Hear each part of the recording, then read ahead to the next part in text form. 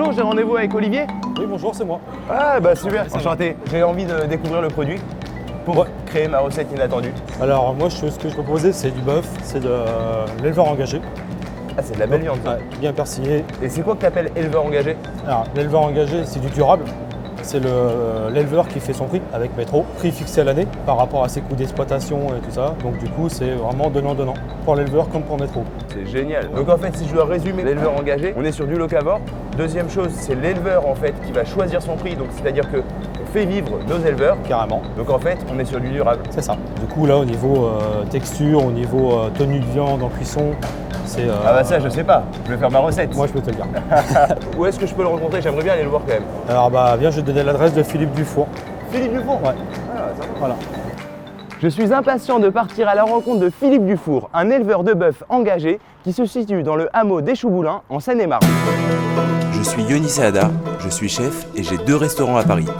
Recette inattendue, c'est pour moi l'occasion de rencontrer des producteurs ou des éleveurs qui travaillent de beaux produits au quotidien, mais surtout de les remercier avec ce que je fais de mieux, la cuisine. J'adore aller à la campagne. Je t'avoue que j'ai rien prévu parce que c'est une recette inattendue. En ce moment, c'est la saison de la betterave, donc je pense que je vais te travailler de la betterave si on en a.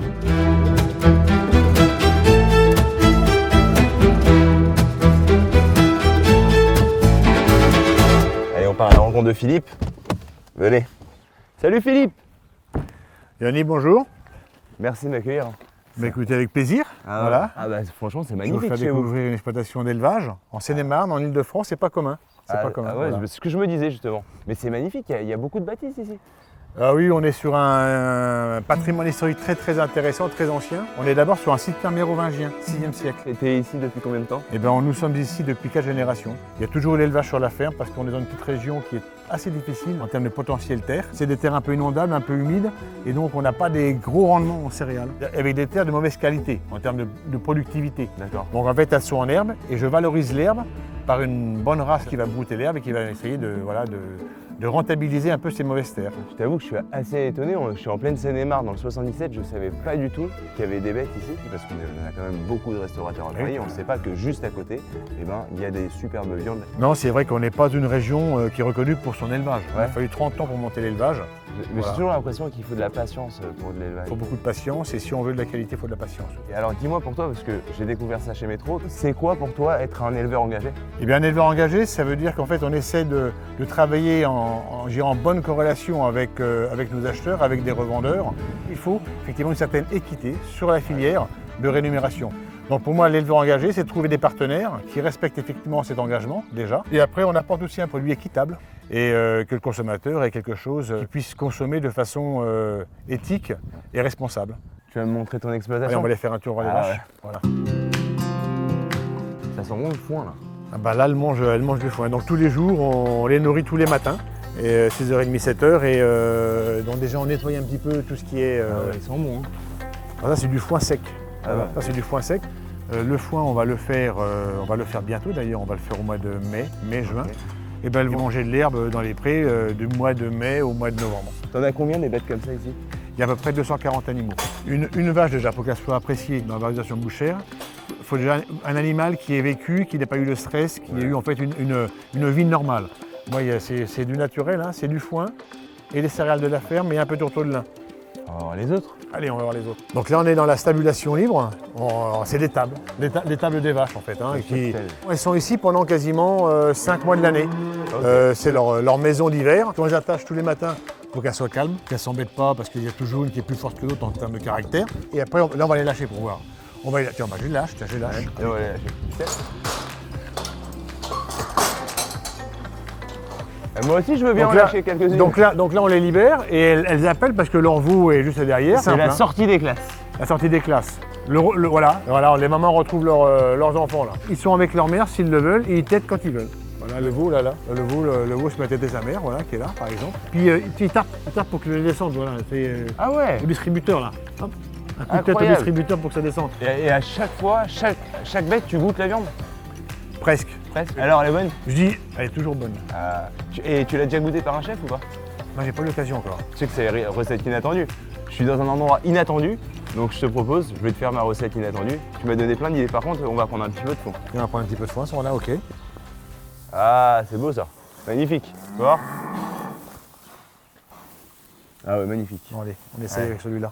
Ah ouais, ça va faire fumer un peu, c'est bien ça quand même. Attends.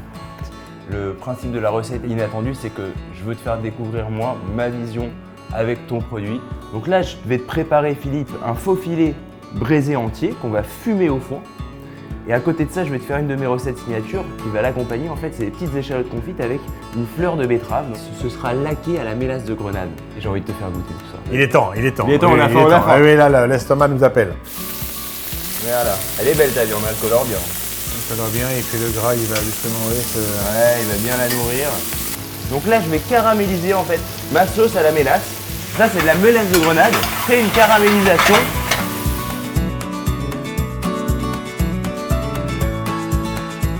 Ah, viens me sentir ça. Viens, Philippe. C'est magnifique ça, hein. Là, c'est un concentré de ton travail, ça. Ça, je la sens bien ton histoire.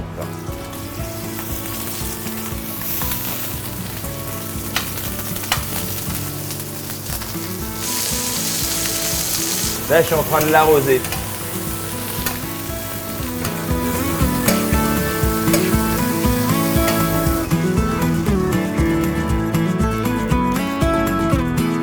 Des échalotes taillées en deux, je vais les mettre directement sur ma viande. Voilà. 10 petites minutes maximum, hein, même pas. C'est histoire de réchauffer quoi, à cœur. Et ça va être prêt, hein.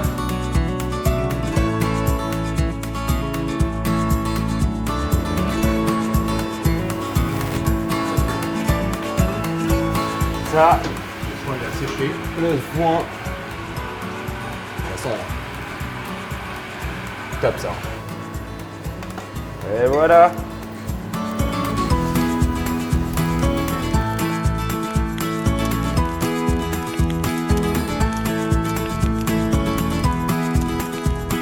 Ça, c'est ce qu'on appelle une recette inattendue. Hein. Alors, t'as vu, c'est sympa. Et là, t'as tout le parfum quoi.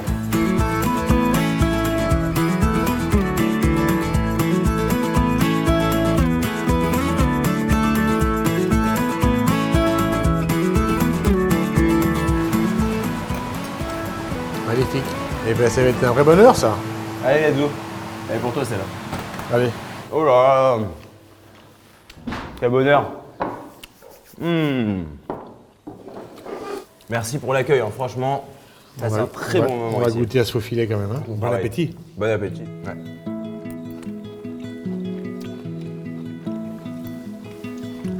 Alors, qu'est-ce que t'en penses? Bah, c'est délicieux. Ça a beaucoup de goût. Et on sent Et qu'il y a là- on sent qu'il y a un éleveur sympathique derrière. Oui, puis après derrière, il y a quand même du travail. Hein. D'embellissement du morceau parce que on est quand même sur une recette assez avec beaucoup d'ingrédients. Ce que je trouve génial, c'est de manger la viande là où elle a été élevée, tu vois.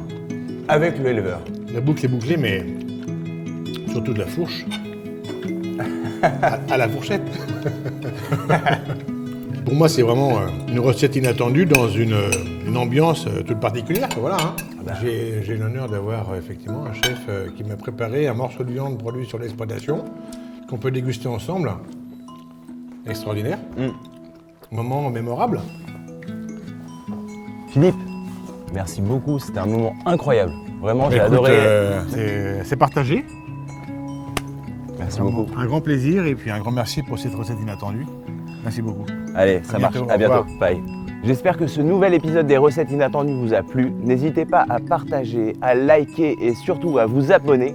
Et en attendant, on se retrouve très bientôt.